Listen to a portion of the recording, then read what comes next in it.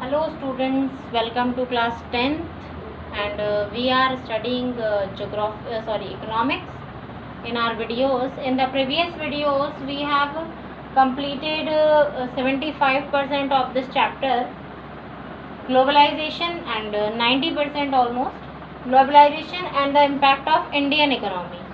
So today is the last topic of this chapter, positive impact and negative impact of globalization. In the previous videos we have studied about the globalization. एक बार revise करवा देती हूँ आपको कि globalization क्या है. Globalization है then when the whole world is situated on one platform. जब एक पूरा जो वर्ल्ड है वो किसी एक प्लेटफॉर्म पे आ जाता है, यानी कि किसी एक प्लेटफॉर्म पे आकर और वो अपनी जो भी परफॉर्मेंस है या मार्केट एक्टिविटीज़ हैं उनको परफॉर्म करता है, when it is called the globalisation. इसे कहते हैं ग्लोबलाइजेशन. यानी कि जब आपके पास बहुत सारी चॉइसेस हों, बहुत सारे आपके पास रास्ते हों, बहुत सारी जॉब अपॉर्चुनिटीज़ हों आपके पास, और जो भी रॉ मटेरियल वो है, यानी कि आपका जो मार्केट है वो बहुत ज़्यादा वाइड हो गया. आपकी जो फैसिलिटीज़ हैं, जो आप अपॉर्चुनिटीज़ चाह रहे थे, वो अपॉर्चुनिटीज़ भी बहुत ज़्यादा हो गई. तो ये क्या होता है? ग्लोबलाइजेशन होता है. इसे कहा जाता है ग्लोबलाइजेशन. ग्लोबलाइजेशन में हमने काफ़ी चीज़ें पढ़ी हैं, हमने इसका इम्पैक्ट भी पढ़ा है, हमने इसकी पॉजिटिविटी भी देखी है. वर्कर्स को बहुत ज़्यादा नए ऑप्शंस मिल जाते हैं, हमें प्रॉफिट भी होता है. इंडिया जो है वो बहुत ज़्यादा एक अच्छे एक अचीवमेंट पर भी जा चुका है फॉर बिकॉज ऑफ ग्लोबलाइजेशन. तो इसके बारे में हमने बहुत सारी चीज़ें पढ़ी हैं कि क्यों ग्लोबलाइजेशन हमने पहले नहीं कर रखा था और न्यू इकोनॉमिक पॉलिसी में हमने ग्लोबलाइजेशन की तरफ ध्यान क्यों दिया. तो ग्लोबलाइजेशन जो है ये बहुत इम्पॉर्टेंट फैक्टर है. हम बात करते हैं ग्लोबलाइजेशन और इंडियन इकोनॉमी की, जिसमें हम बात करेंगे इसके positive impact and negative impact की. क्योंकि हर चीज़ जो होती है, जैसा कहा जाता है कि one coin has two aspects, कि एक सिक्के के दो पहलू होते हैं, यानी कि one coin has two aspects. That's why the globalization is having their profits and their losses too. Globalization के कुछ profits भी हैं और कुछ losses भी हैं. तो ऐसे क्या इसके profits हैं, ऐसे क्या benefits हैं जो हमारे इंडिया को हुए हैं, या फिर हमारा इंडिया जो है वो ऐसे कौन से benefits हैं जिसे हमारे इंडिया ने कुछ अचीव किया हो, या फिर ऐसे कुछ नेगेटिव पॉइंट्स कौन से हैं जिनसे जो हमारे इंडिया की इकोनॉमिक पॉलिसी है वो थोड़ी सी वीक हो गई है. तो फर्स्ट ऑफ ऑल हम बात करेंगे इसके पॉजिटिव इम्पैक्ट्स की. तो positive impact of globalisation in India, ये हम सभी के बारे में बात नहीं कर रहे, होल कंट्रीज़ के बारे में हम बात नहीं कर रहे, होल वर्ल्ड के बारे में हम बात नहीं कर रहे. यहाँ पर हम बात कर रहे हैं सिर्फ और सिर्फ ग्लोबलाइजेशन के बारे में, जो इंडिया पर इम्पैक्ट पड़ा है. इंडिया पर ग्लोबलाइजेशन का जो इम्पैक्ट पड़ा है सिर्फ हम उसी के बारे में यहाँ पर डिस्कस करेंगे. सो फर्स्ट पॉइंट हम यहाँ पर देखते हैं वेराइटी ऑफ प्रोडक्ट. फर्स्ट जो पॉजिटिव इम्पैक्ट पड़ा है हमारा वो पड़ा है वैरायटी ऑफ प्रोडक्ट्स पे. वैरायटी ऑफ प्रोडक्ट्स पे हमारा जो पॉजिटिव इम्पैक्ट है वो किस तरीके से पड़ा है? बिकॉज हमारा जो प्रोडक्ट्स की जो वैरायटी है, पहले हमारी जो प्रोडक्ट्स की वैरायटी थी, क्योंकि हम एक इंडिया में ही प्रोडक्शन कर रहे थे, तो प्रोडक्ट की जो वैरायटीज़ थी वो बहुत लिमिटेड थी. लेकिन आज के टाइम में जो प्रोडक्ट की वैरायटीज़ हैं वो क्या हो गई हैं? बहुत ज़्यादा हो गई हैं. प्रोडक्ट्स की वैरायटीज़ इतनी ज़्यादा हो गई हैं कि आपको जो चॉइसेस हैं उसमें भी आपको कन्फ्यूजन होने लगा है कि कौन सी हम जो चॉइस है वैरायटी की वो करें. तो वैरायटी इतनी ज़्यादा हो गई कि लोगों के पास बहुत सारे ऑप्शन हो गए, और जब वैरायटीज़ ज़्यादा होती है तो लोगों के पास आगे बढ़ने की जो चांसेस हैं वो भी काफ़ी होते हैं. क्योंकि आपके पास जब एक प्रॉब्लम ऑफ चॉइस जो है वो आपकी जब ख़त्म हो जाती है, यानी कि आपके पास इतनी सारी चॉइसेस हैं, तो आप इजीली अपने आप को जो भी आपके लिए बेनिफिशियल है वो आप यूज़ कर सकते हो, उसे आप चूज़ कर सकते हो. That is called the variety of products. तो प्रोडक्ट्स की जो वैरायटी है वो काफ़ी इम्प्रूव भी हो गई हैं, और बहुत सारी जो वैरायटी ऑफ प्रोडक्ट्स हैं वो आ गई हैं. मैनी प्रोडक्ट्स, बहुत सारे जो प्रोडक्ट्स हैं उनकी डिफरेंट वैरायटीज़ हमारे पास अवेलेबल हैं. जैसे कि हम पहले बात करें क्लोथ की. अगर हम बात करें तो इंडिया में फर्स्ट ऑफ ऑल जो क्लोथ की वैरायटी वो सिर्फ खादी या सिल्क अवेलेबल होती थी. लेकिन जैसे जैसे ग्लोबलाइजेशन आया, यानी जैसे जैसे हम अदर कंट्रीज़ के साथ कनेक्ट हुए, तो हमने वहाँ पर होने वाले जो इन्वेंशन है या वहाँ पर होने वाला जो प्रोडक्शन है क्लोथ का, उसके बारे में भी हमने देखा, उसके बारे में भी हमने बहुत सारी जानकारियाँ ली. तो उसके थ्रू हमने देखा कि अब तो नायलॉन भी है, हॉजरी भी है, कॉटन सिल्क भी है, बहुत सारे टेरिकोट भी है, टेरिलीन भी है, बहुत सारे ऐसे जो फैब्रिक्स हैं वो आ गए हैं जिनके बारे में हमें पहले पता भी नहीं होता था। तो डिफरेंट वेराइटीज़ जो हैं प्रोडक्ट्स की वो यहाँ पर मिलने लगी हैं। नेक्स्ट तो ये एक बहुत ही पॉजिटिव इम्पैक्ट है। नेक्स्ट हम बात करें कि डेवलपमेंट इन इंफ्रास्ट्रक्चर, ये भी एक पॉजिटिव इम्पैक्ट है। इंफ्रास्ट्रक्चर क्या होता है, देखिए इंफ्रास्ट्रक्चर का मतलब होता है कि हमारी मशीनरी, हमारे इक्विपमेंट्स, हमारे टूल्स, ये सब कैसे हैं, हमारे टूल्स, मशीनरी, इक्विपमेंट्स ये सब कैसे हैं, इनको हम किस तरीके से हम इन्हें यूज़ करेंगे, ये सारी चीज़ें आती हैं किसके अंदर, इंफ्रास्ट्रक्चर के अंदर।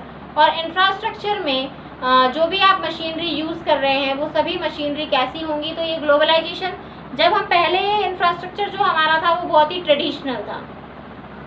ग्लोबलाइजेशन से पहले जो हमारा इंफ्रास्ट्रक्चर है वो बहुत ट्रेडिशनल हुआ करता था। जैसे कि हम बात करते हैं एग्रीकल्चर की, तो एग्रीकल्चर में हम बात करें अगर इंफ्रास्ट्रक्चर की, तो प्लोइंग के लिए हम हल को यूज़ किया करते थे जिसमें हमें ऑक्सेस की यानी एनिमल्स की नीड होती थी। तो अब हम बात करते हैं आज का इंफ्रास्ट्रक्चर जो है, पहले मशीनरी की, तो हाथ वाले जो क्लोथ बनाने के लिए जो इंडस्ट्री है उसमें हाथ वाले जो हथकर के हैंडलूम्स होते हैं उन हैंडलूम्स का प्रयोग किया जाता था, उन हैंडलूम्स का यूज़ किया जाता था और हाथ का यूज़ करके किया जाता था, जिससे टाइमिंग जो है वो भी बहुत ज़्यादा कंज्यूम होता था। तो टाइमिंग ज़्यादा कंज्यूम होता था और जो वैरायटी है जो प्रोडक्ट की वो भी इतनी ज़्यादा अच्छी नहीं आती थी। तो जो इंफ्रास्ट्रक्चर है वो हमारा इम्प्रूव हुआ है जब हम ग्लोबलाइजेशन में आए, हमने डिफरेंट पैटर्न्स को देखा, अलग अलग कंट्रीज़ के पैटर्न्स को देखा, तो हमारा जो इंफ्रास्ट्रक्चर है वो क्या हो गया, बहुत ज़्यादा इम्प्रूव हो गया है। आज ट्रैक्टर्स, थ्रेसर्स, बहुत सारी ऐसी मशीनरी आ गई है। क्लोथ भी जो है आपको हाथ लगाने की ज़रूरत नहीं पड़ती। फूड भी ऐसे ऐसे आ गए हैं कि आप उनको फील्ड से लेकर के, जो भी आपके फार्म्स हैं, फार्म से लेकर के और आपका जो प्रोडक्ट है वो पैकेट में बन के तैयार हो जाएगा और आपको उसमें हैंड लगाने की भी ज़रूरत नहीं है। इस तरीके की जो मशीनरी है वो अब आ गई है, तो उससे बहुत फास्टली भी काम होता है, बहुत ही सफाई से भी होता है और टाइम भी उसमें बहुत कम कंज्यूम होता है और जो मैन पावर है उसकी भी उसमें बहुत ज़्यादा नीड नहीं होती है। तो ये इंफ्रास्ट्रक्चर हमारा बहुत डेवलप हो गया है। नेक्स्ट अगर हम बात करें boost to Indian companies, Indian companies में बहुत बड़ा बूस्ट आया है। इंडियन कंपनीज़ में बहुत बड़ा बूस्ट आया है। क्यों आया है भाई, सीधी सी बात है, प्रोडक्ट्स के इंफ्रास्ट्रक्चर मेन जो हमारे पास होता है वो होता है इंफ्रास्ट्रक्चर। इंफ्रास्ट्रक्चर अगर इम्प्रूव हो गया है, इंफ्रास्ट्रक्चर अगर इम्प्रूव हुआ तो ऑब्वियसली जो कंपनीज़ हैं उनमें तो बूस्ट आएगा ही आएगा, क्योंकि इंफ्रास्ट्रक्चर इतना अच्छा हुआ तो प्रोडक्शन भी बहुत अच्छा होगा। अब प्रोडक्शन इतना अच्छा होगा तो जो सेक्टर है उसका सर्कुलर घूमेगा, कंपनीज का सर्कुलर घूमेगा, वो ज़्यादा से ज़्यादा इन्वेस्टमेंट करेंगी। इंफ्रास्ट्रक्चर अच्छा हुआ, प्रोडक्शन अच्छा हुआ, प्रोडक्शन अच्छा होगा आपका तो आपकी डिमांड बहुत अच्छी होगी। अब डिमांड अच्छी है तो ऑब्वियसली आपका जो मेन जो एजेंडा है प्रॉफिट अर्न करने का, वो आपका प्रॉफिट बहुत ज़्यादा होगा। डिमांड अच्छी होगी तो प्रॉफिट ज़्यादा होगा, ऑब्वियसली बात है, आपकी अर्निंग काफ़ी होगी, आपको फॉरेन कंट्रीज से भी जो ऑर्डर्स हैं वो मिलेंगे। अर्निंग अच्छी होगी तो आप ज़्यादा से ज़्यादा इन्वेस्ट करोगे तो एक बूस्ट आएगा और जितना ज़्यादा आप इन्वेस्टमेंट करेंगे उतना ही आपका जो कंपनी का लेवल है वो उतना ही ऊपर चला जाएगा। तो ये हमारी जो इंडियन कंपनीज है जैसे टाटा मोटर्स है, रैनबैक्सी है, बहुत सारी ऐसी कंपनीज हैं, इनके अंदर बहुत बड़ा एक बूस्ट आया है। पहले की अगर इन कंपनीज को देखा जाए, जैसे सीमेंट इंडस्ट्री को देखें, कॉटन इंडस्ट्री को देखें, शुगर इंडस्ट्री को देखें, तो इन सब में एक बहुत ही बड़ा बूस्ट आया है। ग्लोबलाइजेशन को चाहे ग्लोबलाइजेशन के थ्रू हम इंफ्रास्ट्रक्चर का इम्प्रूवमेंट देख लें या फिर हम ये देख लें कि सेल की अपॉर्चुनिटी बहुत ज़्यादा मिल गई है, या ये भी कह सकते हैं कि मार्केट जो है वो हमें बहुत ज़्यादा बड़ा मिल गया है। तो मार्केट बड़ा मिलना भी एक बहुत बड़ी बात है, क्योंकि अगर किसी भी कंपनी जो है या कोई भी इंडस्ट्री जो है अगर उसे मार्केट नहीं मिलेगा, तो अगर मार्केट नहीं मिलेगा then the production of that company is zero, it is useless हो जाएगा। वो जो प्रोडक्शन होगा कंपनी का बिल्कुल यूजलेस हो जाएगा, तो उसका कोई नीड नहीं होगा। तो ग्लोबलाइजेशन के थ्रू हमें जो मार्केट है वो भी हमें काफ़ी बड़ा अवेलेबल हो गया है, जिससे हमारी इंडियन कंपनीज में बहुत बड़ा बूस्ट एक आया है। नेक्स्ट हम बात करते हैं foreign currency and foreign direct investment. बिल्कुल बहुत ही सिंपल सी बात है ये कि फॉरेन कंपनीज जो हैं और foreign direct investment, foreign currency हमें मिलने लगी है, क्योंकि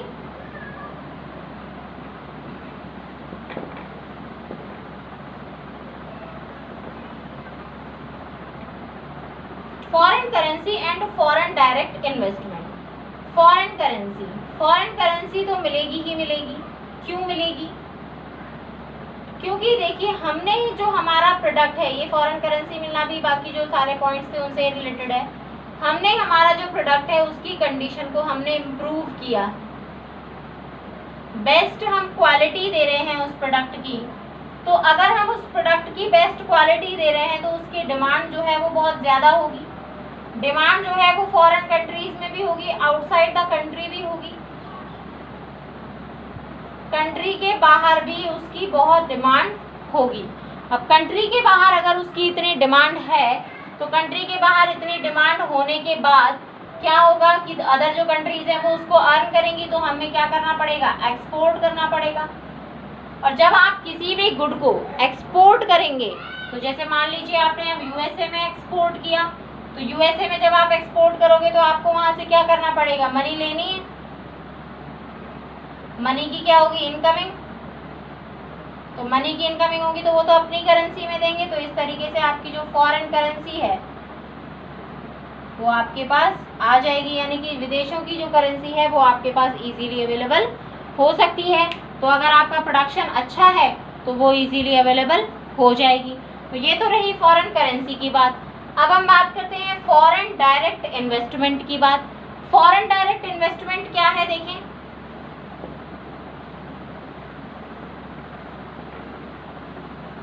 मैंने आपको पहले भी बताया था कि इंडिया एक बहुत ही एमिनेंट पोजीशन है इंडिया की। इंडिया जो है बहुत ही एमिनेंट पोजीशन रखता है।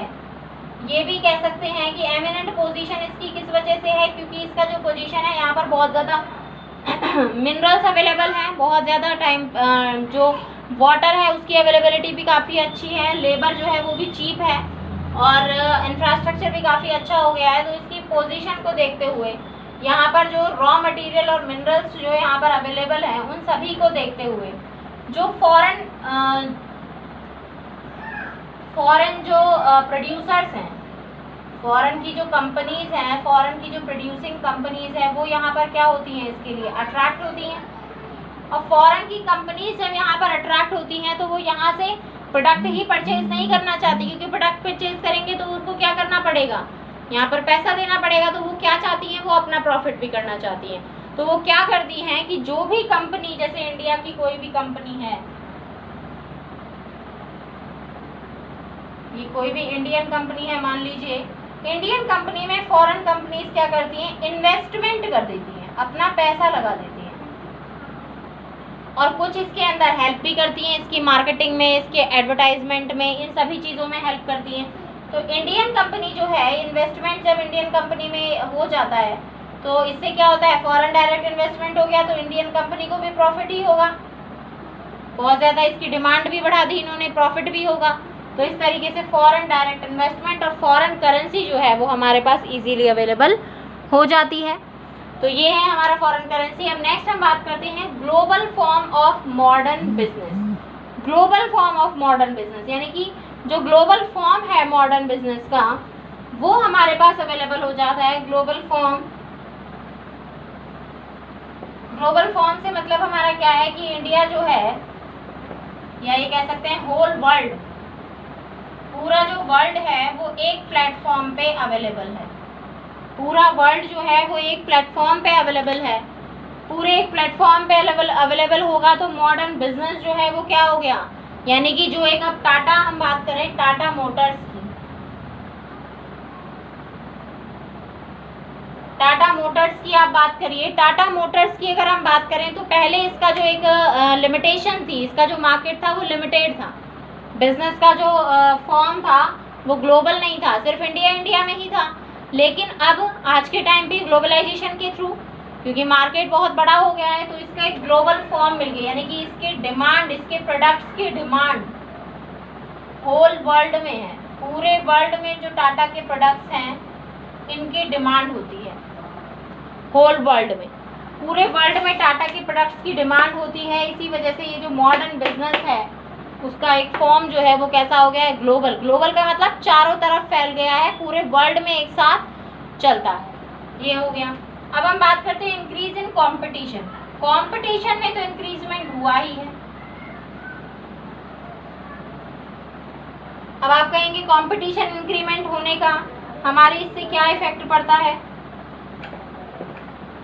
देखिए, जब भी किसी भी कोई भी चीज़ हो या कोई भी एरिया हो, कोई भी क्राइटेरिया हो, अगर उसमें कंपटीशन आ जाता है तो हमारी परफॉर्मेंस ऑटोमेटिकली इम्प्रूव हो जाती है।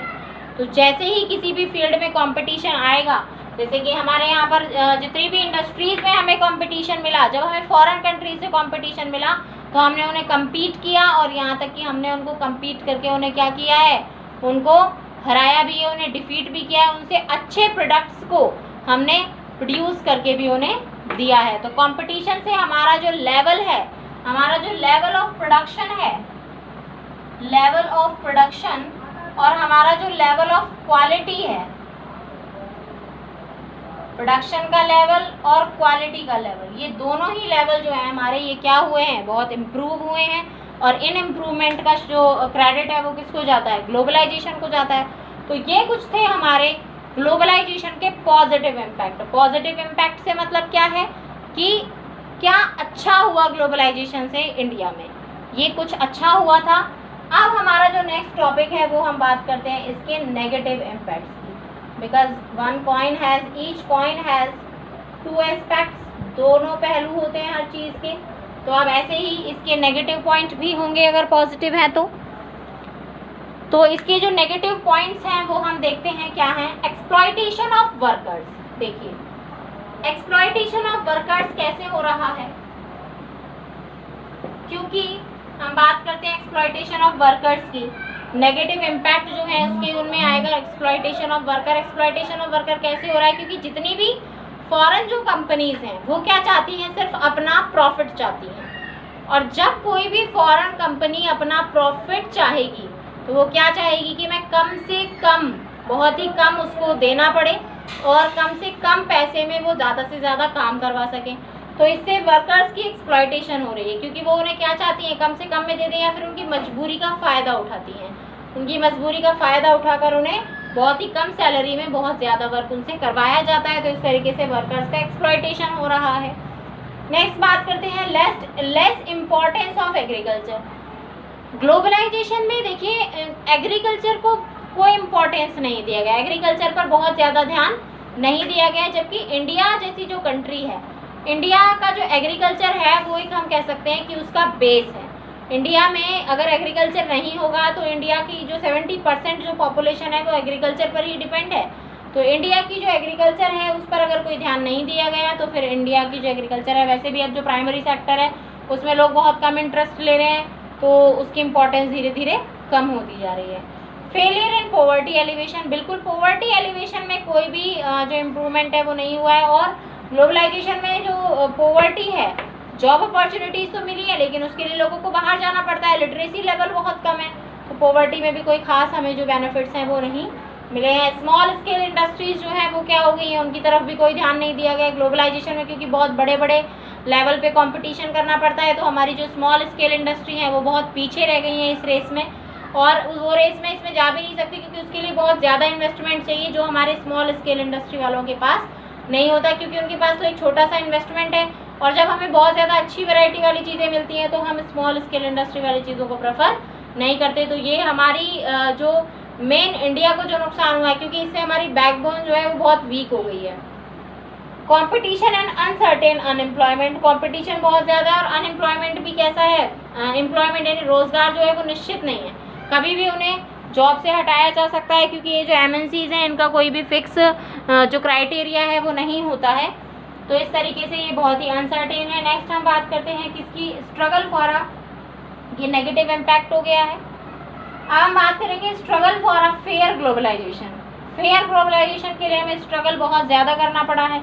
आप ये देखेंगे कि बेनिफिट्स जो हैं वो भी बहुत ज़्यादा हुए हैं, तो कुछ जो लॉसेस हैं वो भी हमें हुए हैं, जैसे ये लॉस हैं, और इससे पहले हमने जो पढ़े थे वो क्या थे, हमारे बेनिफिट्स थे।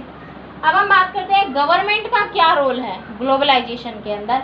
तो गवर्नमेंट का जो रोल है, देखिए गवर्नमेंट कुछ ऐसी पॉलिसी बनाती है जिससे इंटरेस्ट को भी इंटरेस्ट जो पब्लिक का है उसे भी प्रोटेक्ट किया जा सके। और गवर्नमेंट की जो पॉलिसीज हैं उसमें यह है कि सारे जो पीपल हैं, all the people of the country, all the people of the country get benefit. ये नहीं कि सिर्फ रिच को ही बेनिफिट मिल रहा हो, सभी को क्या मिले, बेनिफिट मिले। अगर सिर्फ रिच को ही बेनिफिट मिलता रहा तो रिच और पुअर के बीच में जो डिफरेंस है, रिच और पुअर के बीच में जो डिफरेंस है वो तो क्या होता जाएगा, इंक्रीज ही होता जाएगा, क्योंकि रिच तो और रिच हो जाएगा और पुअर हो जाएगा। तो ये है हमारा एक गवर्नमेंट जो ट्राई कर रही है, कुछ ऐसी पॉलिसी बना रही है गवर्नमेंट कि बेनिफिट जो है उसको इक्वली डिवाइड किया जा सके। गवर्नमेंट जो है स्मॉल स्केल इंडस्ट्रीज़ को भी प्रमोट कर रही है इंडियन लेवल पे।